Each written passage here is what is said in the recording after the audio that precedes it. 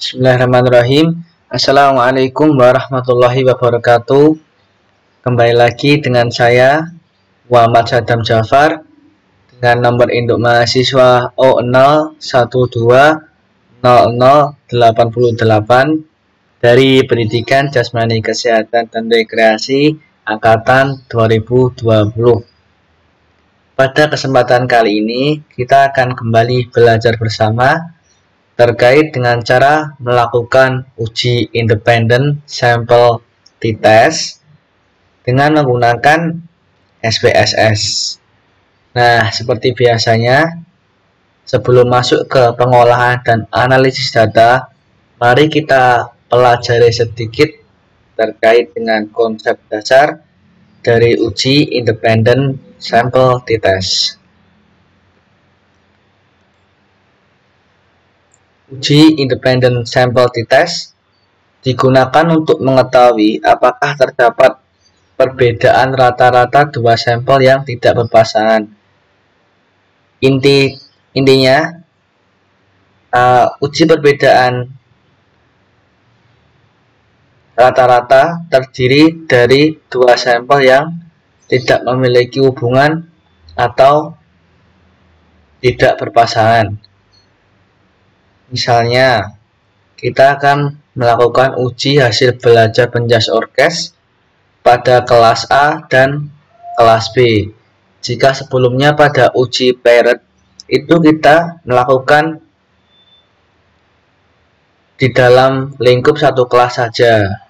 Nah, namun jika pada uji independen ini kita melakukannya dengan menggunakan dua kelas, membandingkan antara dua kelas seperti itu. Selanjutnya adalah syarat uji statistik parametrik adalah normal dan homogen. Di sini maksudnya uji independen sampel t-test itu merupakan uji statistik parametrik, maka diharuskannya data penelitian yang akan kita gunakan itu normal dan homogen. Nah, jadi seperti itu untuk konsep dasar dari uji independen sampel t-test. Selanjutnya kita akan mulai masuk ke analisis data menggunakan SPSS. Seperti biasanya, yang harus kita siapkan pertama adalah data penelitiannya. Jadi ini data penelitian yang akan kita pakai, yaitu adalah hasil belajar penjas orkes. Di sini terdapat dua sampel, yaitu kelas A dan kelas B. Sebelumnya, kita harus mengetahui tujuan kenapa kita melakukan uji independen ini, yaitu untuk mengetahui apakah ada perbedaan hasil belajar penjas orkes kelas A dan kelas B. Baik, langsung saja sebelumnya kita memberikan kode untuk masing-masing kelas. Misalnya di sini kelas A, kelas B. Misalnya pada kelas A kita beri kode 1. Kita tarik sampai ke sampel yang ke-22. Kemudian pada kelas B kita beri angka, kita beri kode 2. Kita align.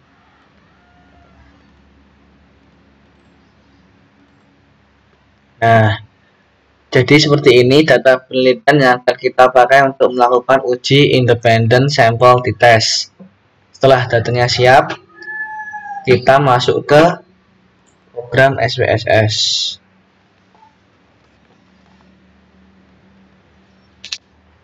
Selanjutnya kita klik pada variabel view. Pada name kita tuliskan hasil. Dan pada name baris 2 kita tuliskan kelas. Kita ubah desimalnya menjadi 0 seperti biasanya. Nah, selanjutnya pada label kolom pertama, baris pertama, yaitu kita tuliskan hasil belajar penjas orkes. Selanjutnya pada baris kedua pada kelas kita tuliskan pada label, kita tuliskan kelas. Nah, setelah itu pada kolom values yang kelas, yang baris kedua kita klik. Nah, akan muncul kotak dialog value labels. Pada value kita tuliskan 1. Kemudian kita pada label kita tuliskan A. Kita add. Nah, selanjutnya kita tuliskan lagi value-nya 2, labelnya kita tuliskan B. Kita add lagi. Seperti ini untuk tampilannya. Selanjutnya kita oke. Nah, jika sudah, kita masuk ke data view dan mulai menginput data dari Excel ke SPSS seperti biasanya. Langsung saja pada hasil belajar pada kelas A kita input datanya, kita copy ke dalam SPSS.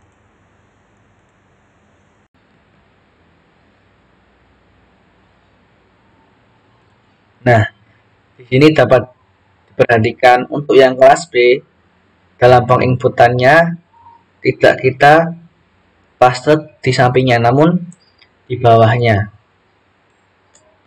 seperti ini. Nah, pada kolom yang ke-23 kita paste kelas B-nya di sini. Nah, jadi seperti ini. Kemudian kita lakukan hal yang sama pada kelas.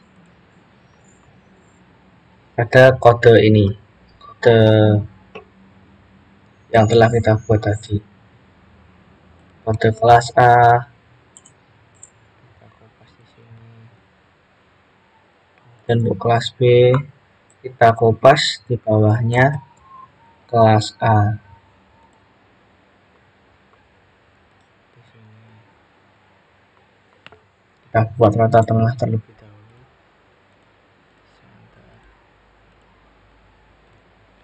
Nah, jika sudah selesai dalam penginputannya, kita langsung masuk ke analisis data. Yaitu pertama kita masuk ke analyze, kemudian compare means. Nah, kita akan melakukan uji independent sample t-test. Nah, setelah muncul kotak dialog independent sample t-test, untuk yang hasil belajar penjas orkes kita pindahkan ke tes variabel. Sedangkan untuk yang kelas kita pindahkan pada grouping variabel. Nah, kemudian kita klik di define groups. Pada grup 1 ini, pada use specific values, pada grup 1 kita tuliskan angka 1. Kemudian pada grup 2 kita tuliskan angka 2. Kita continue dan oke. Akan muncul output dari t-test. Pada output yang pertama pada grup statistik, di sini menjelaskan tentang statistik deskriptif dari data penelitian yang kita input tadi, data hasil belajar penjas orkes tadi. Di sini min artinya adalah rata-rata. Pada hasil belajar penjas orkes kelas A, rata-ratanya adalah 68, sekian. Kemudian pada kelas B, rata-ratanya 85, sekian. Di sini juga jelaskan adanya standar deviasi dan standar error mean. Itu untuk output yang pertama. Nah, yang akan kita gunakan yaitu output yang kedua pada output independent sample t-test. Nah, pada independent sample t-test ini menjelaskan tentang agar kita itu bisa mencari tahu apakah terdapat perbedaan rata-rata antara hasil belajar penjas orkes pada kelas A maupun kelas B. Nah, yang akan kita gunakan seperti biasanya yaitu nilai signifikansi total. Di sini terdapat nilai signifikansi totalnya adalah 0,000. Nah, kita kembali ke dasar pengambilan keputusan pada uji independent test, yaitu jika nilai signifikansi totalnya kurang dari 0,05, maka terdapat perbedaan yang signifikan antara hasil belajar pada kelas A dan kelas B. Selanjutnya, jika nilai signifikansi totalnya lebih dari 0,05, maka tidak terdapat perbedaan yang signifikan antara hasil belajar pada kelas A dan kelas B. Untuk data yang kita telah lakukan uji independen tadi, kita mendapatkan nilai signifikansi totalnya adalah 0,000. Maka dapat disimpulkan terdapat perbedaan pada hasil belajar penjas orkes kelas A dan kelas B karena nilai signifikansinya adalah 0,000 yang mana kurang dari 0,05 seperti itu. Nah, selain itu, jika nilai signifikansinya yang kita dapat itu pada angka 0,05, itu dapat kita uji dengan membandingkan T hitung dengan T tabel. Namun sudah cukup untuk kita gunakan yang nilai signifikansi saja karena sudah cukup akurat dan menjadi pedoman. Jadi seperti itu cara melakukan uji independent sample test. Mohon maaf bila masih banyak kesalahan dan kekurangan. Terima kasih atas perhatiannya. Wassalamualaikum warahmatullahi wabarakatuh.